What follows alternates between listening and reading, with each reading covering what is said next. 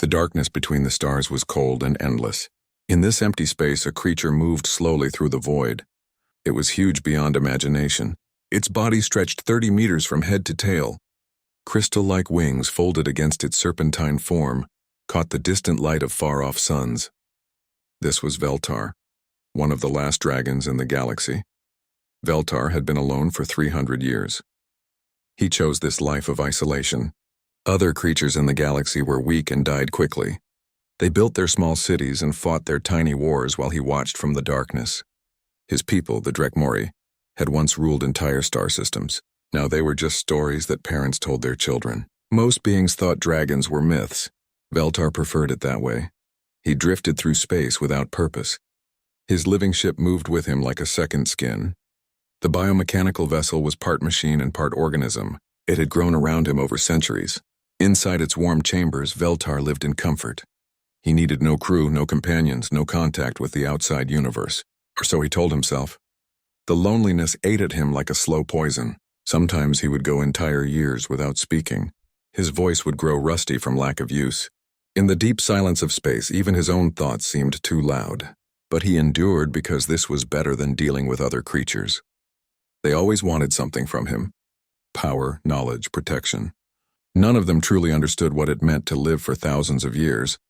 On this day, something changed. His ship's sensors picked up a signal. It was weak and fading fast, a distress beacon from a dying vessel.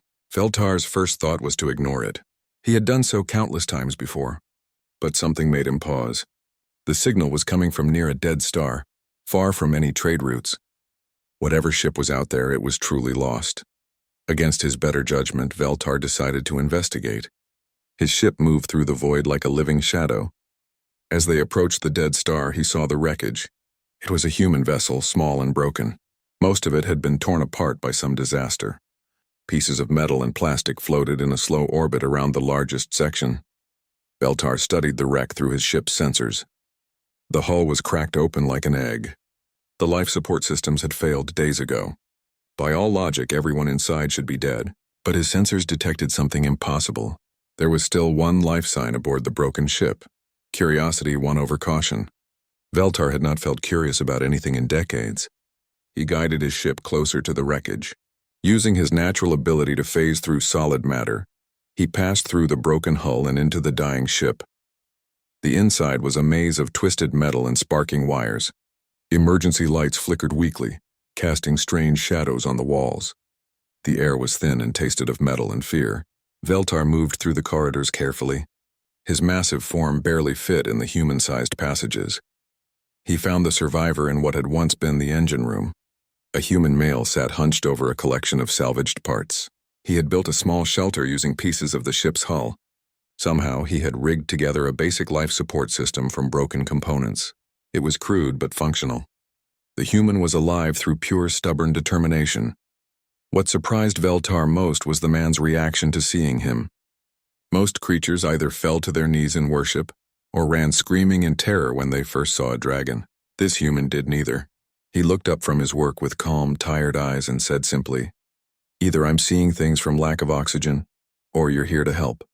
Either way, hello." The dragon stared at him in amazement.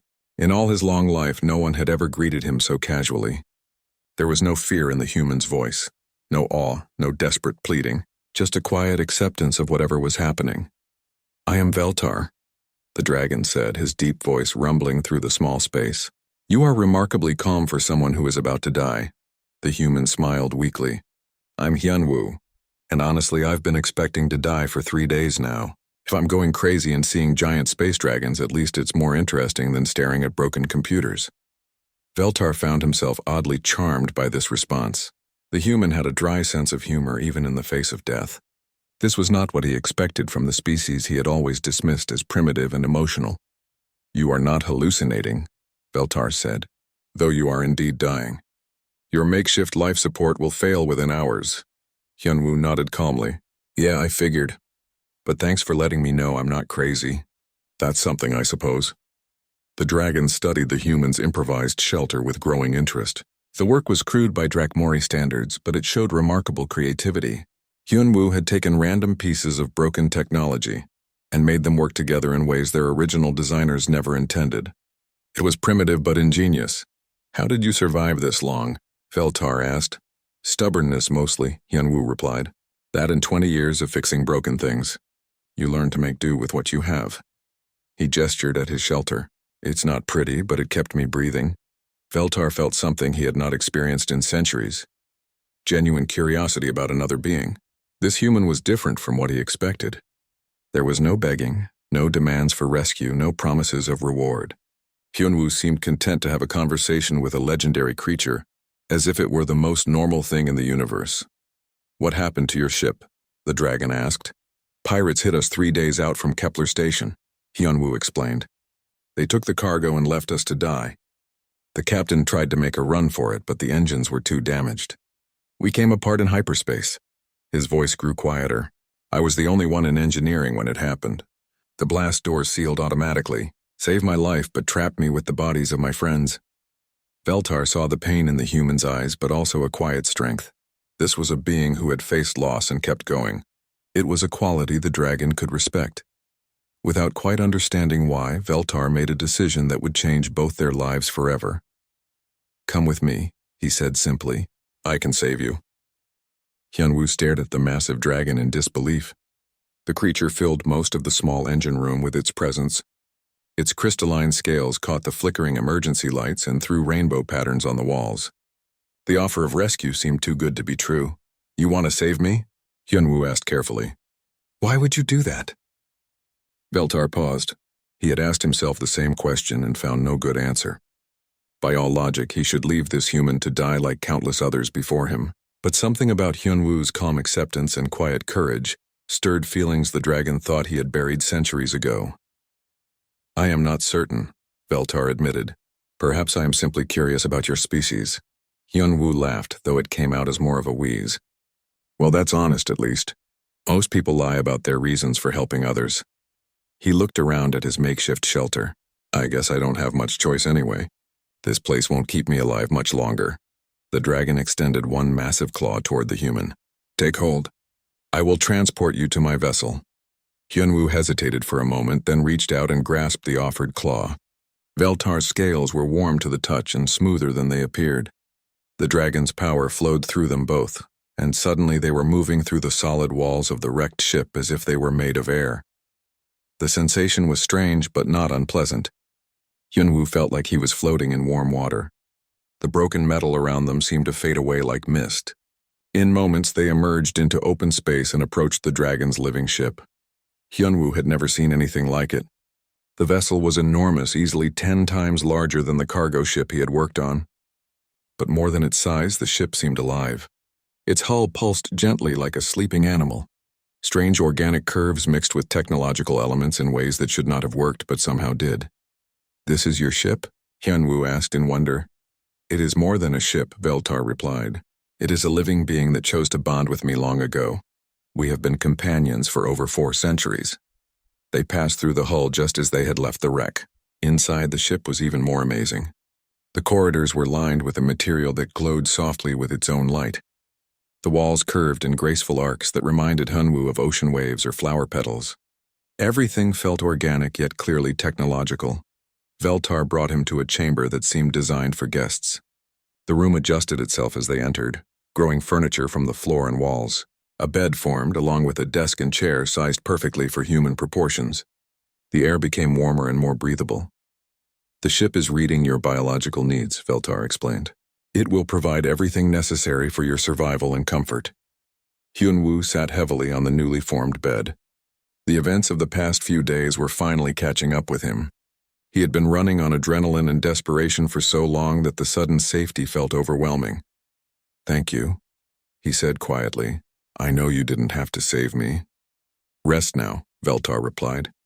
We will speak more when you have recovered. The dragon left Hyunwoo alone to sleep.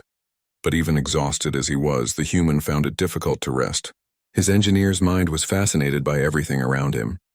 The walls seemed to breathe gently. The lighting adjusted itself to match his circadian rhythms. Even the bed seemed to monitor his vital signs and adjust its firmness for optimal comfort. After several hours, Hyunwoo felt strong enough to explore. He left his chamber and wandered through the ship's corridors. Each section was different yet harmonious with the whole. He found rooms that seemed to be gardens filled with plants he did not recognize. Other chambers contained what looked like art, or perhaps scientific instruments. It was impossible to tell where technology ended and biology began. He eventually found Veltar in what appeared to be the ship's bridge. The dragon was connected to the vessel through organic cables that emerged from the walls and attached to various points on his body. His eyes were closed in concentration. "Are you piloting the ship?" Hyunwoo asked softly. Veltar's eyes opened. "In a sense. The ship and I share consciousness when we travel. It allows for more precise navigation than mechanical controls could provide." "That's incredible," Hyunwoo said with genuine admiration. "How does it work? Is the ship truly alive, or is it more like an artificial intelligence?" The dragon disconnected from the ship's systems and turned to face his guest. "You are full of questions." "Sorry," Hyunwoo said quickly. "I'm an engineer. I can't help being curious about how things work." "Do not apologize," Veltar replied. "It has been many years since anyone showed interest in my technology, without trying to steal it or use it for war." For the next several hours, Veltar found himself explaining concepts he had never shared with another being. Hyunwoo listened with intense focus, asking intelligent questions that showed he was truly trying to understand. The human's perspective was different from any the dragon had encountered. Where most species saw only power to be controlled, Hyunwoo saw beauty in the harmony between living tissue and mechanical systems. "Your people must create amazing things," Veltar said during a pause in their conversation. Hyunwoo shrugged. "We're not as advanced as you, but we try. Humans are good at making things work even when they shouldn't. We're stubborn that way." "Tell me about your world," the dragon requested. So Hyunwoo began to speak of Earth. He described cities that reached toward the sky and others that dove deep beneath the oceans. He talked about deserts and forests, about people who came in countless variations of appearance and culture. He spoke of human art and music, of stories told around fires and symphonies performed in great halls. Veltar found himself fascinated. The human painted a picture of a species that was violent and peaceful, creative and destructive, wise and foolish all at the same time. It was nothing like the simple primitive race he had imagined. "Your people sound complicated," the dragon observed. "We are," Hyunwoo agreed, "but I think that's what makes us interesting. We never do anything the easy way if there's a more challenging option available." As they talked, something unexpected began to happen. The loneliness that had been Veltar's constant companion for 3 centuries started to fade. For the first time in longer than he could remember, he was enjoying a conversation. Hyunwoo's curiosity and enthusiasm were infectious. The human treated him not as a god or a monster, but simply as another being worthy of friendship. When Hyunwoo finally grew tired and returned to his chamber to sleep, Veltar remained on the bridge thinking. He had rescued the human on an impulse he still did not fully understand. But now he was beginning to see that perhaps this encounter would change more than just Hyunwoo's fate. Perhaps it would change his own as well.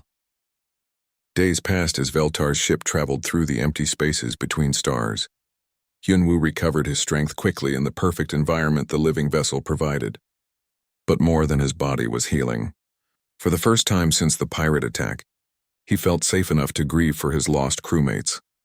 Veltar found the human sitting quietly in the garden chamber, staring at a flowering plant that reminded Hyunwoo of roses from Earth. Tears ran down the man's face, but he made no sound. "You mourn your companions," the dragon observed. Hyunwoo wiped his eyes. They were good people. Jinho was going to marry his girlfriend when we got back to port. Sora had 3 kids waiting for her at home. They didn't deserve to die because some pirates wanted our cargo. "Death comes to all mortals," Veltar said. "It is the nature of your existence." "Maybe," Hyunwoo replied. "But that doesn't make it hurt less when it happens to people you care about." The dragon settled beside him, his massive form filling much of the chamber. "I have lived for thousands of years. I have seen entire civilizations rise and fall. At first I mourned each loss, but eventually the pain became too much to bear." "It is easier to feel nothing. Is it really easier?" Hyunwoo asked. "Or is it just different kind of pain?" Veltar considered this question. The human had a way of asking things that made him think about ideas he had not examined in centuries. Since rescuing Hyunwoo, He had felt more emotions than he had experienced in decades. Joy, curiosity, concern, even a strange warmth he was beginning to recognize as affection. It was overwhelming after so long in emotional isolation. Perhaps you are right, the dragon admitted. But once you begin to feel again, how do you stop the pain when loss comes? You don't, Hyunwoo said simply. You just learn that the pain is worth it for the joy that comes before. Over the following weeks, their conversations ranged across countless topics. Hyunwoo told stories of human exploration, of brave crews who had ventured into unknown space to map new worlds. He spoke of scientists who spent their lives studying the smallest details of the universe, and artists who created beauty from nothing more than imagination. Veltar shared memories of the ancient Drakmori civilization. He described crystal cities that floated among the clouds of gas giant planets, and libraries that contained the collected knowledge of millions of years. He told of his people's great works, the stellar engineering projects that had reshaped entire systems. Why did your people withdraw from the galaxy? Hyunwoo asked during one of these conversations. We grew tired of ruling over others, Veltar explained. Power became a burden rather than a privilege. We saw how our presence affected younger races, how they either worshipped us or feared us but never truly understood us. So we retreated, leaving the galaxy to develop without our influence. But you stayed, Hyunwoo pointed out. You didn't go with the others. Veltar was quiet for a long moment. I was young then, barely 1,000 years old. I thought I was different, that I could find meaning in solitude that the others had missed. I was wrong. It's not too late to find connection again, Hyunwoo said gently. The dragon looked at his human companion with something approaching wonder. I believe you may be right about that as well. Their growing friendship was tested when Hyunwoo fell seriously ill. The human's body began rejecting something in the ship's environment. Despite all the vessel's attempts to maintain perfect conditions, his temperature spiked and his breathing became labored. He collapsed in the corridor outside his chamber and could barely stay conscious. Veltar found him there and felt a panic unlike anything he had experienced before. The thought of losing Hyunwoo filled him with desperate fear. Without hesitation, he gathered the human in his claws and rushed to the ship's medical bay. What is wrong with him? Veltar demanded of the ship's systems. The living vessel ran countless scans and provided detailed biological data, but the answer was simple. Hyunwoo was being poisoned by microscopic organisms that had somehow infiltrated his system. They were native to a world the ship had visited centuries ago, and they were slowly destroying the human's immune system. Can you help him? Veltar asked. The ship's response was negative. It could slow the progress of the disease but not stop it. Hyunwoo would die within days. Veltar stared at his dying friend and made a decision that went against everything his people had taught him. The Drakmori possessed the ability to manipulate biological systems at the cellular level, but using this power on other species was forbidden. It was considered too dangerous, too intimate an invasion of another being's essence. But as he watched Hyunwoo struggle for each breath, Veltar realized that some rules were worth breaking. He placed his claws gently on the human's chest and reached out with his power. He could feel every cell in Hyunwoo's body, could sense the alien organisms spreading through his blood like tiny predators. Carefully, precisely, he began to hunt them down one by one. The process took hours. Veltar had to be incredibly careful not to damage Hyunwoo's natural systems while eliminating the invaders. It was delicate work, requiring a level of control and concentration he had not used in centuries. By the time he finished, he was exhausted but triumphant. Hyunwoo's fever broke immediately. His breathing eased and his color returned to normal. When he finally opened his eyes, he found Veltar slumped beside the medical table, drained from the effort of saving him. What happened? Hyunwoo asked weakly. You were dying, Veltar replied simply. I could not allow that to happen. You saved my life again. Yes. Hyunwoo reached out and touched one of the dragon's claws. Thank you, my friend. The word hit Veltar like a physical blow. Friend. It had been so long since anyone had called him that. He felt something shift inside himself, a wall that had stood for centuries finally crumbling. You're welcome, he said, his voice thick with emotion he no longer tried to hide.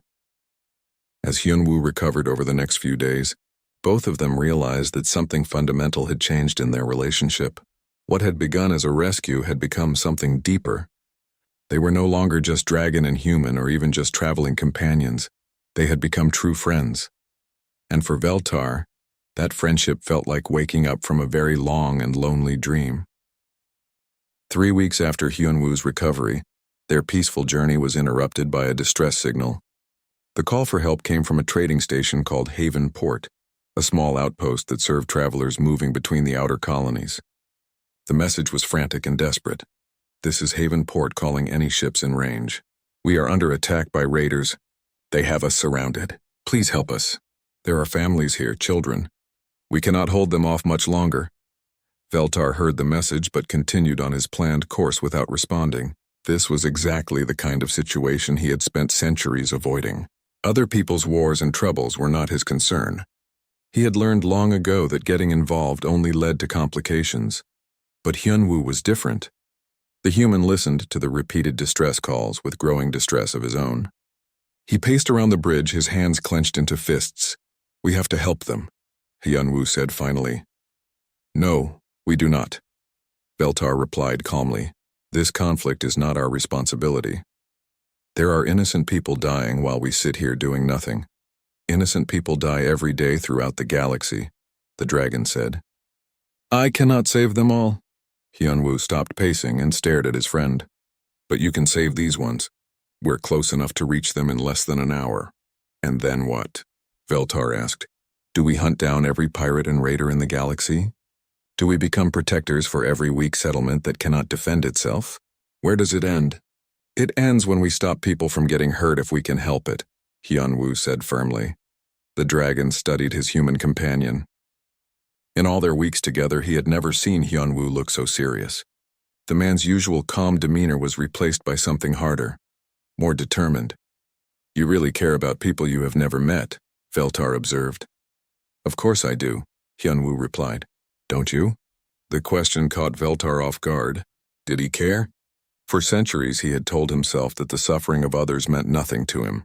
But watching Hyunwoo's obvious pain at the thought of innocence under attack, he found his own feelings shifting. "I do not know," he admitted. "Then let's find out," Hyunwoo said. "Please, Veltar.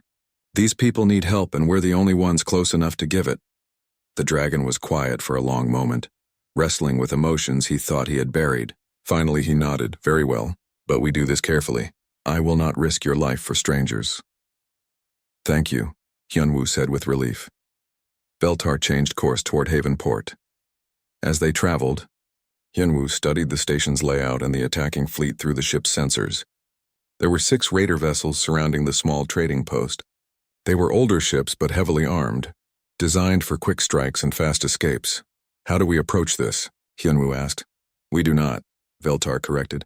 "I will handle the raiders, while you coordinate evacuation efforts from here. I want to help more directly.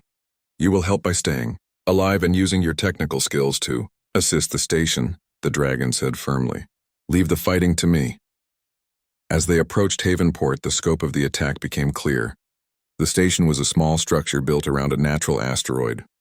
It housed maybe 3,000 people, mostly traders and their families. The raider ships were taking turns firing at the station's shields, slowly wearing them down. "Their defenses will fail within the hour," Hyunwoo reported after analyzing the sensor data. "After that, the raiders can board at will." "Then we arrive just in time," Veltar said. The dragon's ship dropped out of hyperspace at the edge of the battle zone. Immediately, the raider vessels turned toward this new threat. They had expected to face only the station's weak defenses, not a massive unknown vessel. "Unknown ship, this is Captain Drac of the Crimson Fleet," came a harsh voice over the communications channel. "You are interfering with a legitimate salvage operation. Withdraw immediately or we will destroy you." Veltar's response was to phase his ship directly through the nearest raider vessel. The ship's living hull passed harmlessly through the enemy craft, but Veltar himself materialized inside their bridge. The pirates had exactly 3 seconds to realize what was happening before the dragon's presence overwhelmed their minds with primal terror. The raider ship drifted, helplessly as its crew cowered in the corners of their bridge, too frightened to even think about operating their weapons. Meanwhile, Hyunwoo was busy coordinating with Haven Port's control center. He helped them reroute power to their strongest shield generators while organizing evacuation procedures for non-essential personnel. "Who are you people?" asked the station manager, a woman named Dale who sounded close to panic.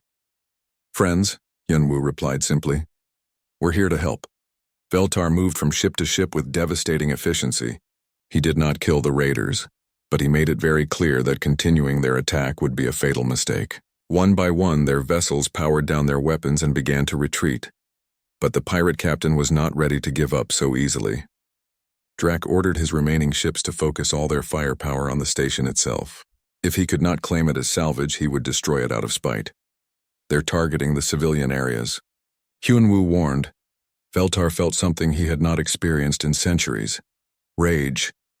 These pirates were willing to murder innocent families rather than admit defeat. The dragon's anger burned through him like molten metal. He appeared on the bridge of Drac's flagship in a flash of crystalline light. But this time he did not rely on fear alone. This time he let the full weight of his ancient power fill the small space. You will cease this attack immediately, Veltar said, his voice carrying harmonics that made the ship's hull vibrate. Captain Drac was a hardened criminal who had faced down military vessels and rival pirates without flinching. But standing before the ancient dragon, he felt like a small child caught stealing candy. You cannot protect everyone, Drac managed to say through his terror. We will find other targets. You will find new occupations, Veltar corrected. Or you will find that the galaxy has become a very dangerous place for those who prey on the innocent. The threat was delivered quietly, but every pirate on the bridge understood that it was absolutely sincere. Within minutes, the raider fleet was jumping to hyperspace, fleeing as fast as their engines could carry them. Thank you, Dali said over the communication link. You saved us all. Thank my friend, Veltar replied, looking at Hyunwoo with something approaching pride. This was his idea. As they departed from Haven Port, both dragon and human were quiet for a long time. Finally, Hyunwoo spoke. How do you feel? Veltar considered the question carefully. Different, he said finally. I had forgotten what it felt like to use my power to protect rather than to intimidate. Good different or bad different? The dragon smiled, an expression that would have terrified most beings but which Hyunwoo had learned to recognize as genuine warmth. Very good different, Veltar said. News of the rescue at Haven Port spread through the galaxy faster than Veltar had expected. Within days, every major news network was reporting the same incredible story. A dragon had appeared to save a trading station from pirates. Not just any dragon, but one of the legendary Dracmori thought extinct for centuries. Hyunwoo watched the reports with growing concern. The news anchors spoke in excited voices about the return of the ancient dragons. Some called it a blessing, others a threat. Everyone wanted to know more about this mysterious savior and his human companion. They're talking about us like we're celebrities, Hyunwoo said as he turned off the latest broadcast. Veltar was less amused. This is exactly what I sought to avoid for 3 centuries.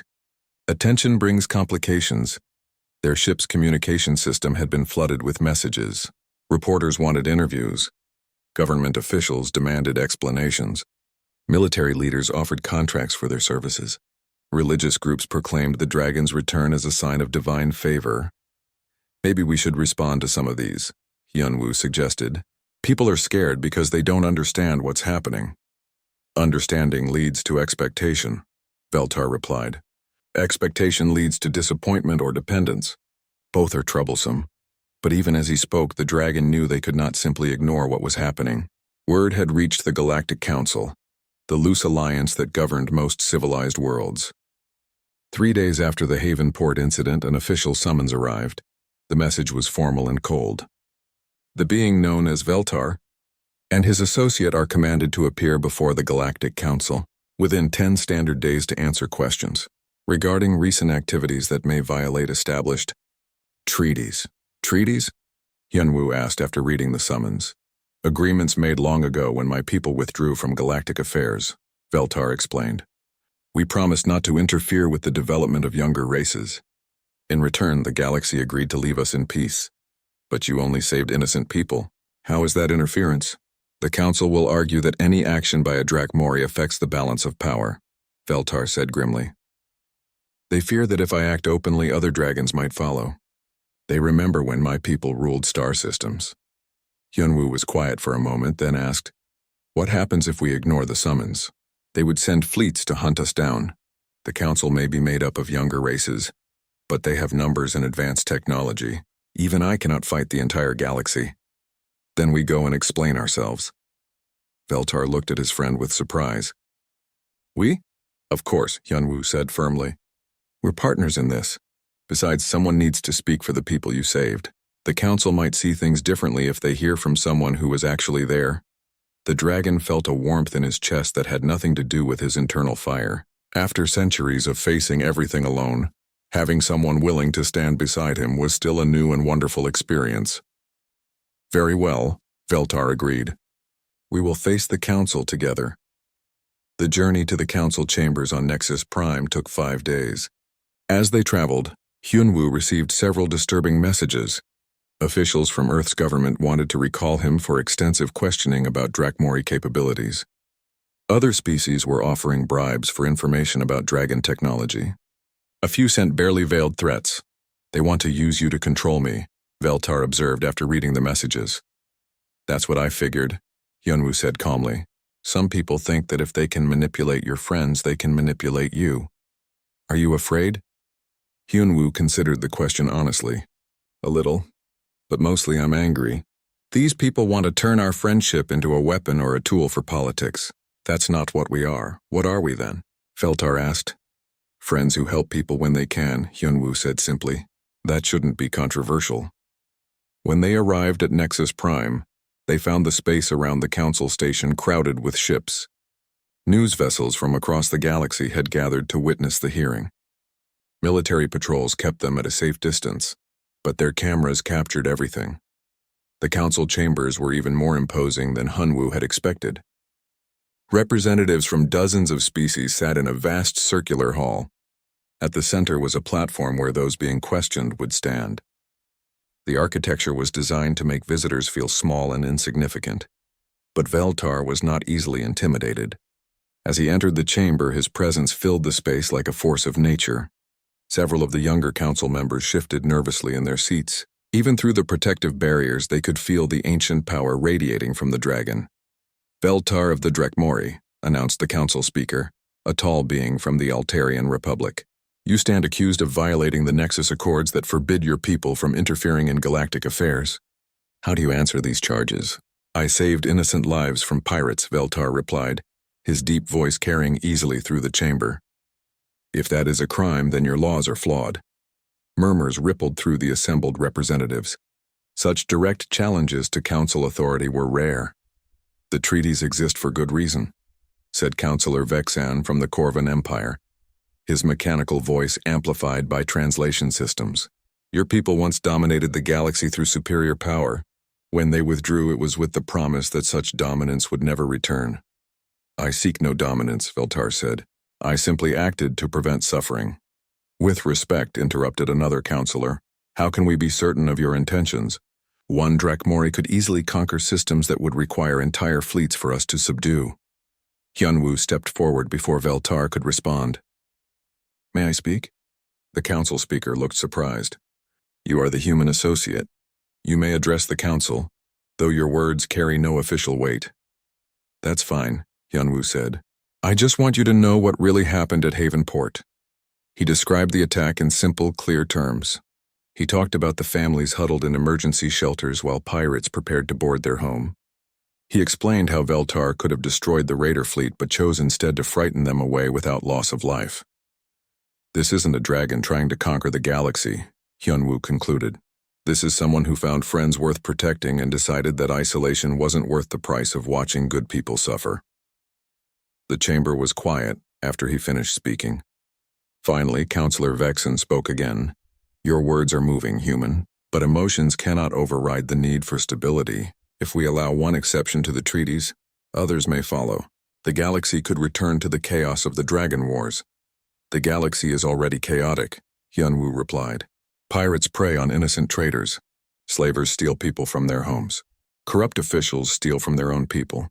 Maybe what you need isn't fewer dragons getting involved, but more good people willing to stand up for what's right. This time the murmurs from the council were louder and more agitated. Several representatives began arguing among themselves. The council speaker called for order. This hearing will recess while the council considers all testimony.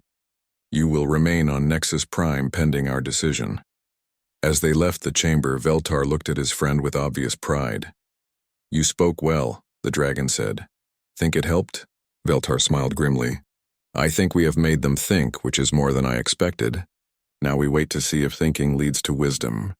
While Veltar and Hyunwoo waited for the council's decision, dark forces were already moving against them. The Corvan Empire had no intention of allowing a dragon-human alliance to upset their position as the galaxy's dominant military power. Emperor Zekthor gave secret orders to his fleet commanders. "This partnership must be destroyed before it inspires others," the Emperor declared in his private war room. "If dragons and humans unite, other species might follow. Our control depends on keeping the younger races divided and dependent on our protection." Admiral Mekdar, the Empire's most ruthless military leader, accepted the mission eagerly. "My lord, I have prepared 300 warships. We will eliminate both the dragon and his human pet before they can corrupt others with their ideals." The Corvan fleet moved in secret, using military channels to avoid detection by council monitors. They planned to strike while Veltar was still bound by diplomatic protocols on Nexus Prime. Once the dragon was dead, they would claim he had attacked first and they had acted in self-defense. But the Empire made one crucial mistake. They underestimated how many beings across the galaxy had been inspired by the story of the dragon who chose friendship over isolation. Captain Wonsik of the merchant vessel Star Wanderer was the first to spot the Corvan fleet massing near the Nexus system. He had been one of the traders rescued from Haven Port. When he saw the warships preparing for battle, he knew exactly what they intended. "This is Wonsik calling all ships in range," he broadcast on emergency frequencies. "The Corvans are planning to attack the dragon who saved us. If anyone cares about justice, now is the time to act." The response surprised everyone, including Wonsik himself. Ships began arriving from across the galaxy, not military vessels but civilian craft crewed by ordinary beings who had decided they were tired of watching bullies rule through fear. Dr. Yunji brought her hospital ship, saying that if there was going to be a battle, someone would need to treat the wounded. Captain Dongsu arrived with a cargo hauler converted into a makeshift warship. Engineer So Young flew in with a mining vessel equipped with industrial lasers. They came from dozens of species and hundreds of worlds. Most had never met each other before. Many had no military training at all, but they shared one thing in common. They believed that friendship was worth fighting for. On Nexus Prime, alarms began sounding as the approaching fleets were detected. The council session erupted into chaos as representatives demanded explanations from the Corvan delegation. "This is an outrage," shouted the council speaker. "How dare the Empire bring military forces into neutral space?" Councillor Vexen's mechanical voice remained calm despite the accusations flying around him. "My government takes no responsibility for unauthorized military actions. Perhaps rogue elements have decided to act independently." Veltar and Hyunwoo were rushed to an emergency briefing room, where they learned the true scope of what was approaching. 300 Corvan warships against maybe 50 civilian vessels and whatever defense forces Nexus Prime could muster. "It's hopeless," said Station Commander Dalsu, his voice tight with worry. "The civilian ships are brave, but they're no match for a full battle fleet. You should escape while you still can." "No," Veltar said firmly. "These beings came here because of us. I will not abandon them to face this threat alone." "But you could die," Hyunwoo pointed out. "Even dragons aren't invincible against those odds." Veltar looked at his friend with eyes that held both sadness and determination. "Perhaps. But I have learned something from you, Hyunwoo. Some things are worth dying for, and some friends are worth living for." The dragon turned to address the station commander. "Patch me through to all the ships that have gathered here." When the communication channel opened, Veltar's voice reached every vessel in the system. "I am Veltar of the Drakmori. You have come to fight beside me, though I never asked for your aid. You risk your lives for principles I am only beginning to understand. If you wish to leave now, I will think no less of you." Captain Wonsik was the first to respond. "With respect, Great Dragon, we didn't come here for you. We came for the idea you represent. The idea that the strong should protect the weak instead of ruling them. The Corvans think they can frighten us into submission," added Dr. Yunji. "It's time to show them that some things cannot be conquered by force alone, one by one." The civilian captains declared their intention to stay and fight. Veltar felt something stir in his ancient heart that he had never experienced before. Not just friendship, but something larger. A sense of belonging to something greater than himself. "Then we fight together," the dragon declared. The battle began as the Corvin fleet dropped out of hyperspace in perfect formation. Admiral Mekdar expected a quick victory against the ragtag collection of civilian ships. Instead, he found himself facing something unprecedented in galactic history. The civilian fleet fought with a coordination that should have been impossible.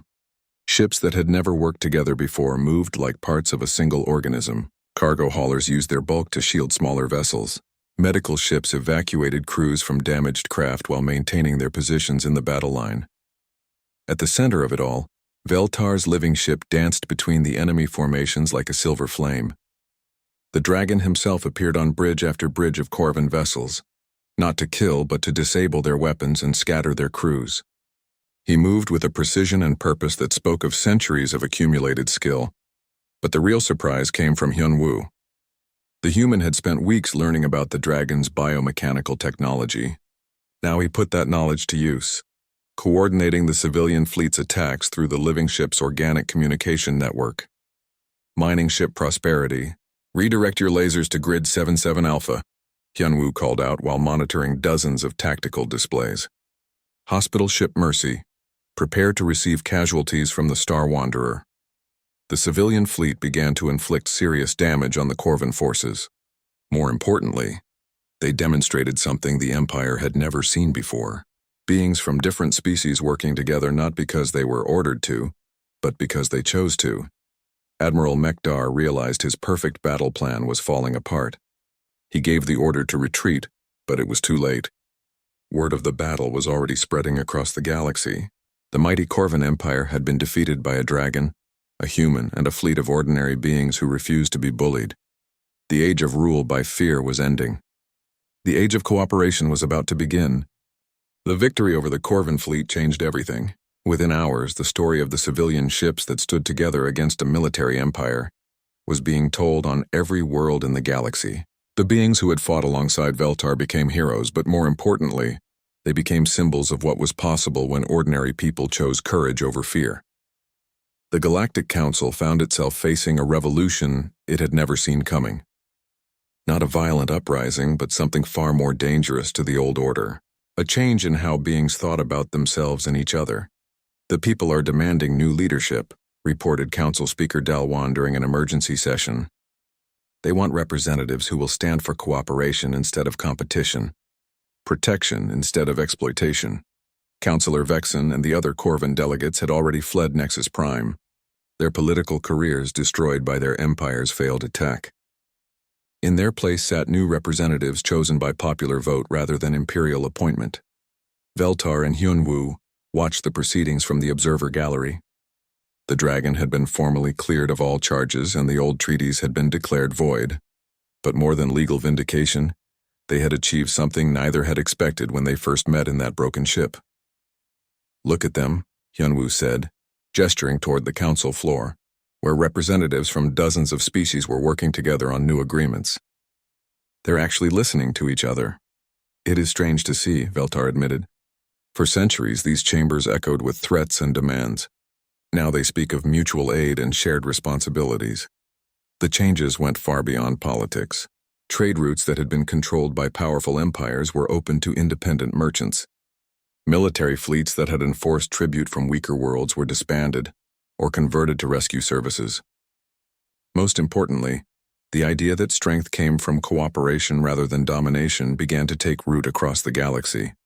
But with change came new challenges. Not everyone welcomed the transformation. Criminal organizations that had operated under the protection of corrupt governments found themselves hunted by united fleets. Dictators who had ruled through fear discovered that their subjects no longer feared them. "There will be resistance," Veltar warned during one of his conversations with the new council leadership. "Those who profited from the old system will not surrender power willingly. Then we'll face that resistance together," replied Councillor Minay, the newly elected representative from Earth. "We've learned that we're stronger united than any of us were alone." Veltar found himself in a position he had never imagined. Instead of being feared as a relic of ancient tyranny, he was welcomed as a guide for building something new. Young beings from across the galaxy sought his counsel, eager to learn from his centuries of experience. But the dragon's greatest joy came from his continuing friendship with Hyun-woo. The human had been offered important positions in the new galactic government, but he chose instead to remain with Veltar as they traveled from world to world, helping establish the cooperative networks that were replacing the old power structures. "Do you ever regret leaving your old life behind?" Veltar asked one day as they watched a sunset from the surface of a newly liberated planet. "Which old life?" Hyun-woo replied with a smile. "The one where I fixed broken machines and never saw beyond the next repair job? Or the one where I was dying alone in a wrecked ship? Both, I suppose." "Then no," Hyun-woo said firmly. "I've found something better than I ever imagined possible. A friend who values me for who I am, and a purpose that makes every day meaningful." They continued their work for years, moving from crisis to crisis, always ready to help where they were needed most. Sometimes they mediated disputes between species that had been enemies for generations. Other times they organized relief efforts for worlds struck by natural disasters. Always they demonstrated that the impossible could become possible when beings chose to work together. The galaxy was not perfect. There were still conflicts, still beings who chose selfishness over cooperation, still problems that seemed too large to solve. But there was also hope where once there had been only resignation. There was friendship where once there had been only suspicion. There was growth where once there had been only stagnation. On a space station orbiting the former Corvin capital, now a center for interspecies cooperation, Veltar stood before a gathering of young beings from across the galaxy. They had come to learn about leadership, about building bridges between different cultures, about finding strength in diversity. "What is the most important lesson you have learned?" asked a young student whose species Veltar did not recognize. The dragon considered the question carefully. Around him sat representatives of dozens of worlds, all eager to hear wisdom from one who had lived for millennia. But his answer came not from ancient knowledge but from recent experience. "That no one is truly alone unless they choose to be," Veltar said simply. "I spent 3 centuries convincing myself that isolation was strength, that independence was superiority. I was wrong. The greatest power in the universe is not the ability to stand alone, but the courage to reach out to others and build something together that none could achieve separately." He looked toward the back of the chamber where Hyun-woo sat quietly, still the humble engineer who had greeted a dragon with casual friendship instead of fear or worship. "I learned this from a human who saw me not as a legend or a monster, but simply as someone who needed a friend," Veltar continued. "He taught me that connection is not weakness but the foundation of all strength. That teaching has transformed not only my life but the entire galaxy." After the session ended, Veltar and Hyun-woo walked together to the station's observation deck. Through the transparent walls they could see ships from hundreds of worlds coming and going in peaceful cooperation. Trade vessels mixed with exploration craft, research ships worked alongside passenger liners, and military vessels that had once threatened each other now coordinated joint patrols against pirates and raiders. "It's beautiful, isn't it?" Hyun-woo said, watching the endless dance of ships against the star-filled void. "Yes," Veltar agreed, "but not as beautiful as the friendship that made it possible." As they stood together looking out at the galaxy they had helped transform, both dragon and human knew that their greatest adventure was not behind them, but still ahead. There were new worlds to explore, new species to meet, new bonds to forge between beings who had never imagined they could be friends. The universe was vast and full of wonders they had yet to discover, and they would discover them together as friends always should.